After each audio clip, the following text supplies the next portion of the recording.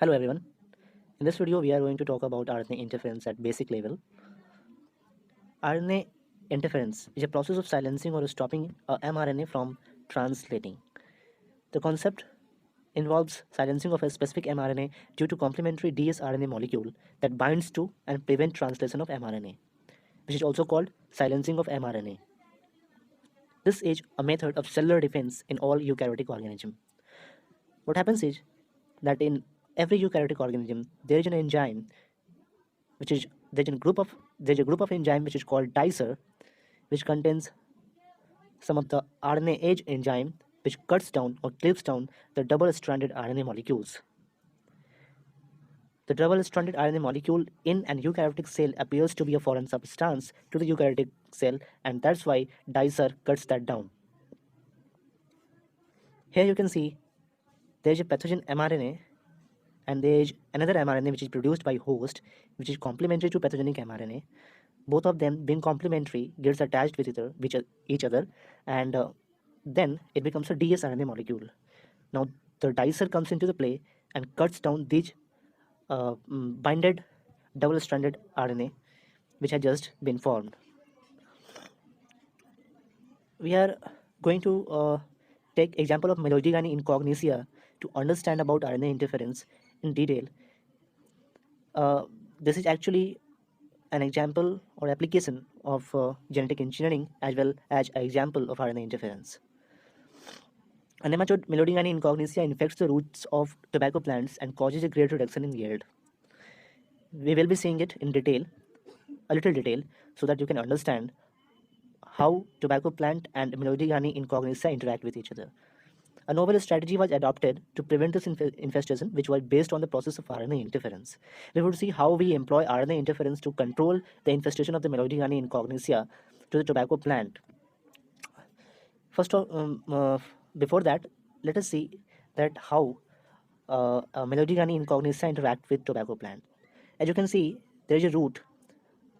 We have shown the roots of the tobacco plant, and in blue color we have shown Melodygani incognitia. Actually, it releases a protein which interacts with the root cells of the tobacco plant and forces it to enlarge in size, to grow in size. So the root cells grow in size and makes a knot. That's why this disease is also called root knot disease. Now what happens is, in these knots, the nutritious fluids or the nutrients are present, upon which the larva of Melodygani incognitia feeds upon. This these larva which feeds upon that this knot actually derives the nutrition from it and grows and becomes mature. The idea is to stop the Melodygani incognitia from producing these proteins so that it cannot form the root knot, and eventually the larva would not get the nutrition from these root knot and eventually will die. So let us see what do we do for that. Let us see this slide. As you know that the proteins are formed from mRNA. So if we stop the mRNA from translating, then the protein wouldn't be formed in the Melodygani incognitia, and that protein would not be able to infect the cells of the tobacco plant, and the root knot would not be formed, and thus the yield of the tobacco plant would increase, right? To achieve that, what we do is we use a agrobacterium tumefacin plasmid vector in which we introduce our gene of interest, which is nematode specific gene. What do I mean by nematode specific gene? Actually, this gene is going to make the RNA, which will be complementary with the mRNA, which is produced by Melodygani incognitia, and both of them are gonna attach with each other, and both of them are gonna bind with each other. Let us see how the things proceed. For now, we have introduced gene of interest in agrobacterium tumefacin plasmid vector.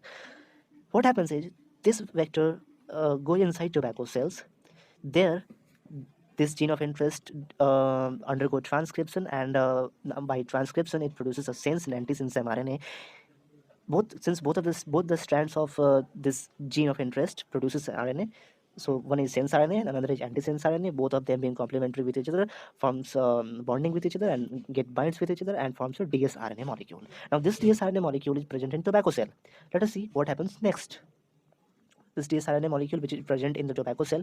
Now, when the nematode feeds upon the tobacco cell, it takes up this dsRNA molecule inside its own cell, and there this dsRNA molecule, since Melodicani incognitia is eukaryotic, dicer enzyme is present in nematode cell, so dicer recognizes that there is a dsRNA molecule in its cell, so it cuts down the foreign dsRNA molecule which nematode has achieved or acquired from the tobacco cell. So here you can say the dicer is cutting down this dsRNA, and it changes it into fragments. Now, these fragments, since they are double stranded, gets detached with each other, and these small fragments are called siRNA, a small interfering RNA. Now, when both of them gets detached with each other, one is called passenger RNA and another is called guide RNA. Passenger RNA gets deactivated, but the guide RNA actually goes to bind with the mRNA of the nematode. What is this mRNA? Since, as you know, that the nematode was producing a protein, so whenever there is a protein, there would be some mRNA, right? So this mRNA, which you can see in black color, was going to produce that protein. But what happens in between, that this guide RNA goes there and binds with this mRNA of the nematode, and form a dsRNA again. The dicer sees it and recognizes that there is another dsRNA molecule in its cell, so it again cut it down, and again siRNA molecule is formed, and in this way a chain reaction starts. Previously, guide RNA and the mRNA of Melodicani incognitia together gets attached, which together formed the dsRNA, double-stranded RNA, was cut down by dicer. Again, the siRNA was formed, and from the siRNA, the strands got separated, and the one strand actually combines with the enzyme and protein complex, which is called RNA-induced silencing complex. This risk also contains some sort of protein and enzymes which is capable of cutting down the RNA. It is again ready to get attached with the nematode's mRNA, and it would again form a double-stranded RNA, and the protein and enzymes which are present in RISC complex would cut down this dsRNA molecule, and in such way the mRNA which is produced by Melodicani cognitia, which was about to produce protein, gets silenced, and this is also called the post-transcription gene silencing. Now let us see how book writes the entire story.